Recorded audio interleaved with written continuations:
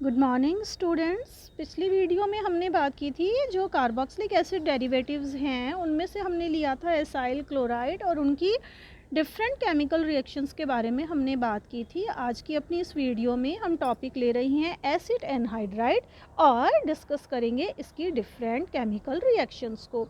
ये जो acid anhydrides हैं ये क्लोराइड्स की तुलना में जो हमने लास्ट टर्न पे देखा था एसाइल क्लोराइड उनके कंपैरेटिवली ये कम रिएक्टिव होते हैं न्यूक्लियोफिलिक सब्स्टिट्यूशन के लिए। जो सबसे कॉमन एसिड एनहाइड्राइड है वो हम सभी जानते हैं, कॉमन नेम एसिटिक एनहाइड्राइड है। और इनकी अगर अपन डिफरेंट रिएक्शंस देखना चाहें तो सबसे पहले जैसे हम हाइड्रोलिसिस देख रहे हैं तो ये जो एसिड एनहाइड्राइड है या एसिटिक एनहाइड्राइड हम ले रहे हैं ये हाइड्रोलिसिस पर हमें 2 मॉलिक्यूल देता है या 2 मोल देता है किसके, एसिटिक एसिड के। तो 1 मोल एनहाइड्राइड से हाइड्रोलिसिस पर हमें 2 मोल्स ऑफ एसिड प्राप्त होता है। इसी तरह से यदि हम एल्कोहोलाइसिस करवाएं यानी कि अल्कोहल के साथ में जब रिएक्शन होती है एनहाइड्राइड्स की तो हमें as a product acetic acid का 1 मोल प्राप्त होता है और 1 मोल हमें मिलता है इथाइल एसीटेट का। अमोनोलिसिस की बात करते हैं तो हमें प्रोडक्ट के रूप में एसिड के साथ मिलता है एसिड एमाइड। जैसे हमने यहाँ पे लिया acetic anhydride CH3CO whole twice O और इसकी रिएक्शन करवाई अमोनिया से तो मिला CH3CONH2 एसिटामाइड और acetic acid.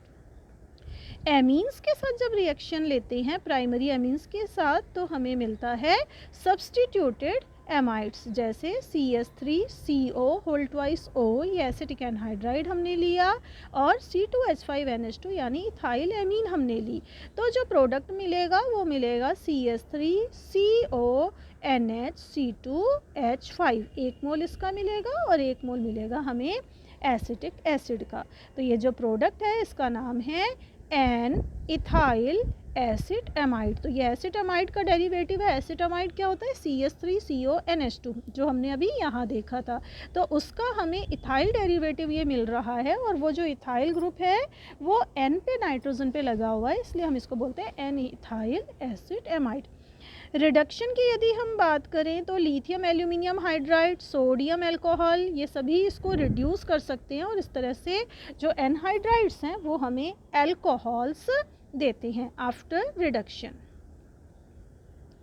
Friedel Crafts acylation के बारे में बात करें तो पहले भी पिछली वीडियो में भी जब हम एसाइल क्लोराइड का देख रहे थे फ्रीडल क्राफ्ट रिएक्शन तब भी ये बात आई थी कि ये जितने भी एसिटाइलेटिंग एजेंट्स होते हैं इनमें या तो हम एसिटाइल क्लोराइड यानी कि एसिड क्लोराइड्स लेते हैं या फिर एनहाइड्राइड्स का यूज़ करते हैं। तो ये जो एसिटिक एनहाइड्राइड है इसको यदि हम बेंजीन के साथ में एनहाइड्रस AlCl3 जो कि ल्यूइस एसिड है इसकी उपस्थिति में जब हम अभिक्रिया कराते हैं तो प्रोडक्ट के रूप में हमें एसीटोफिनॉन C6H5COCH3 मिलता है और CH3COOH मिलता है। ये H जो बेंजीन रिंग से रिप्लेस हुआ था वो हाइड्रोजन एसिड बनाने में यूज़ हो जाता है और जो ये एसिटाइल ग्रुप है ये इलेक्ट्रोफिलिक सब्स्टिट्यूशन शो करता है। रिएक्शन विथ फॉस्फोरस पेंटाक्लोराइड तो एसिटिक एनहाइड्राइड की रिएक्शन लेते हैं PCl5 के साथ तो हमें एज ए प्रोडक्ट मिलता है CH3COCl यानी कि एसिटाइल क्लोराइड और साथ ही phosphorus oxytrichloride POCl3। Chlorine के साथ यदि हम रिएक्शन देखें एसिटिक एनहाइड्राइड की तो हमें मिलता है एसिटाइल क्लोराइड और monochloro acetic acid. CH3CO whole twice O acetic anhydride जिसकी रिएक्शन करते हैं क्लोरीन से तो हमें मिलता है CH3COCl यानी एसिटाइल क्लोराइड और CnCH2COOH मोनोक्लोरो एसिटिक एसिड।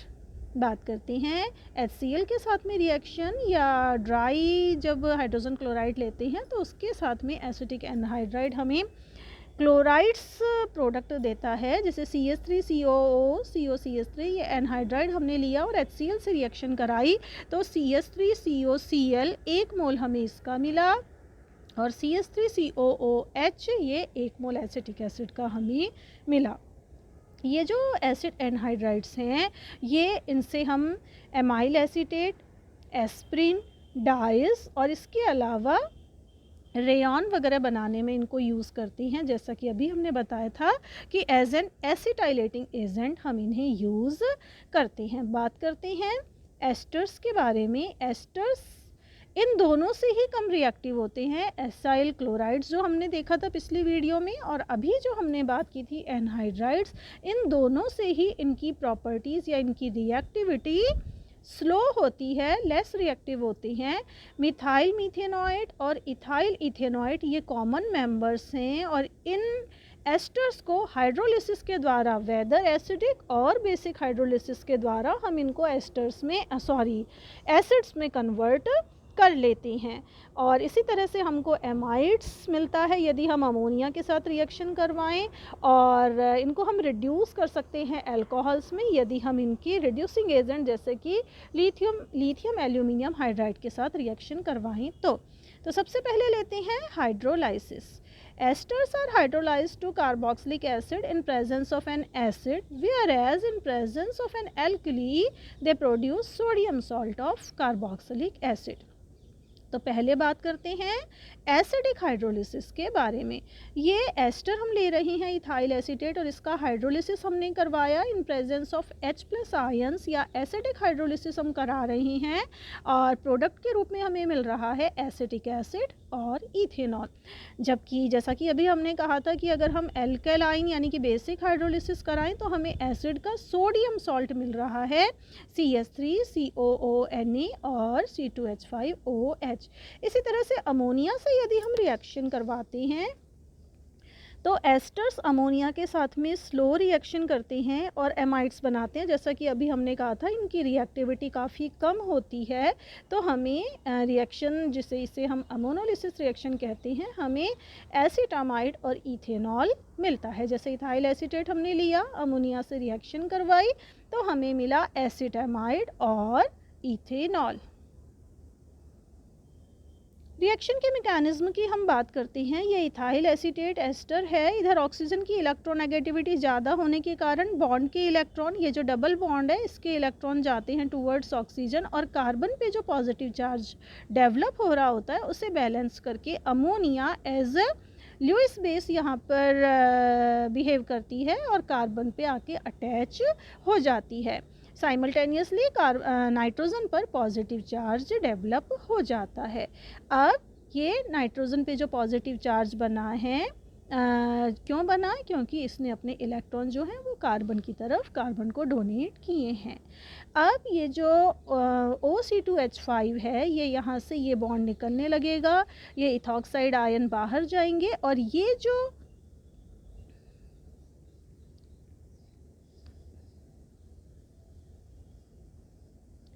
ये इथॉक्साइड आयन बाहर की तरफ जाएंगे, ये बॉन्ड टूटने लगेगा, और इसी तरह से ये जो नेगेटिव चार्ज था ये वाला बॉन्ड यहाँ पर बनने लगेगा।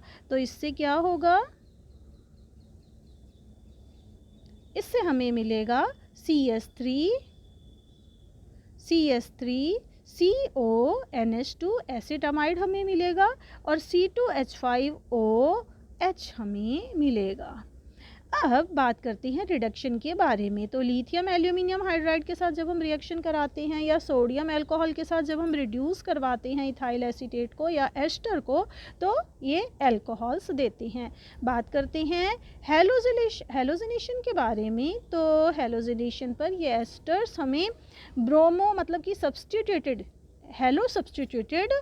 एस्टर्स देते हैं। जैसे हमने यहाँ पर लिया इथाइल एसीटेट और इसकी रिएक्शन करवाई ब्रोमीन से इन प्रेजेंस ऑफ रेड फास्फोरस, तो हमें मिलता है अल्फ़ा ब्रोमो इथाइल एसीटेट। ये जो अल्फ़ा ब्रोमो इथाइल एसीटेट मिला है हमें, इस वाली रिएक्शन को या ये इस केमिकल कन्वर्जन को हम कहते हैं हेल-वोलार्ड-जेलिंस्की रिएक्शन। बात करते हैं क्लेसन कंडेंसेशन के बारे में।